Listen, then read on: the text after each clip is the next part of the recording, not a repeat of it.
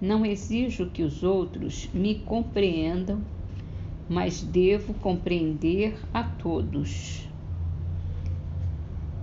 É do livro Mantras de Vida, de Loester.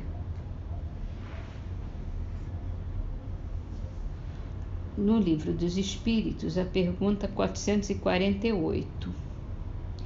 A segunda vista é permanente?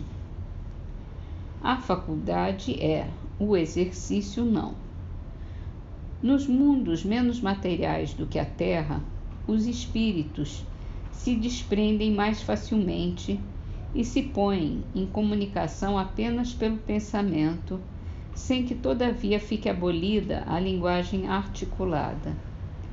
Por isso mesmo, em tais mundos, a dupla vista é faculdade permanente para a maioria de seus habitantes, cujo estado normal se pode comparar ao dos sonâmbulos lúcidos.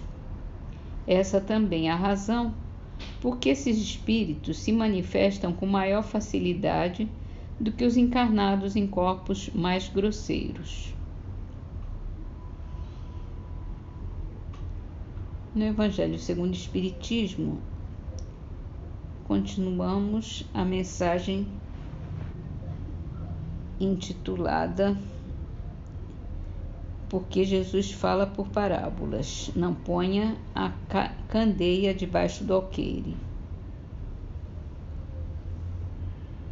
Pergunta-se: que proveito podia o povo tirar dessa multidão de parábolas, cujo sentido se lhe conservava impenetrável? É de se notar que Jesus somente se exprimiu por parábolas sobre as partes, de certo modo, abstratas da sua doutrina, tendo feito, porém, da caridade para com o próximo e da humildade condições básicas da salvação. Tudo o que disse a esse respeito é inteiramente claro, explícito e sem ambiguidade alguma.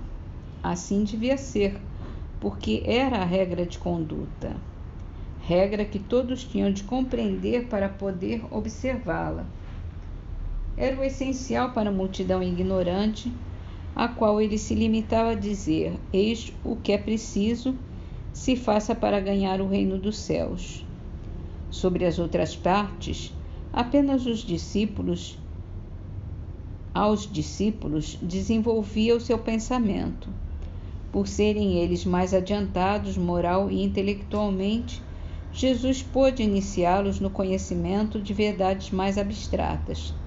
Daí ter dito: aos que já têm, ainda mais se dará. Entretanto, mesmo com os apóstolos, conservou-se impreciso acerca de muitos pontos, cuja completa inteligência ficava reservada a tempos posteriores. Foram esses pontos que deram ensejo a tão diversas interpretações, até que a ciência de um lado e o espiritismo de outro revelassem as novas leis da natureza, que lhes tornaram perceptível o verdadeiro sentido. O espiritismo hoje projeta a luz sobre uma imensidade de pontos obscuros. Não a lança, porém, inconsideradamente. Com admirável prudência, se conduzem os espíritos ao dar suas instruções. Só gradual e sucessivamente consideraram as diversas partes já conhecidas da doutrina, deixando as outras partes para serem reveladas à medida que se for tornando oportuno fazê-las sair da obscuridade. Se a houvessem apresentado completa desde o primeiro momento, somente a reduzido número de pessoas, ela teria se mostrado acessível. Houvera mesmo assustado as que não se achassem preparadas para recebê-la, do que resultaria ficar prejudicada a sua propagação. Se, pois, os espíritos ainda não dizem tudo ostensivamente, não é porque haja na doutrina mistérios em que só alguns privilegiados possam penetrar, nem porque eles coloquem a lâmpada debaixo do alqueire. É porque cada coisa tem de vir num momento oportuno. Eles dão a cada ideia tempo para amadurecer e se propagar antes que apresentem outra, e aos acontecimentos o de preparar a aceitação dessa outra. E encerramos com a poesia de Pedro de Alcântara, que foi o nosso Dom Pedro II. Chama-se Brasil do Bem.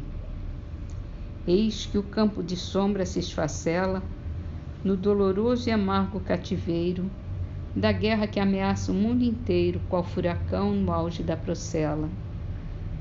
Mas na amplidão do solo brasileiro, outra expressão de vida se revela, na alma caridosa, heróica e bela que se engrandece ao brilho do cruzeiro. Grande Brasil, do bem e da abastança, Deus te guarde os tesouros da esperança, desde as luzes dos céus à luz dos ninhos. Segue à frente do mundo aflito e errante e alça o pendão pacífico e triunfante, como a doce promessa nos caminhos.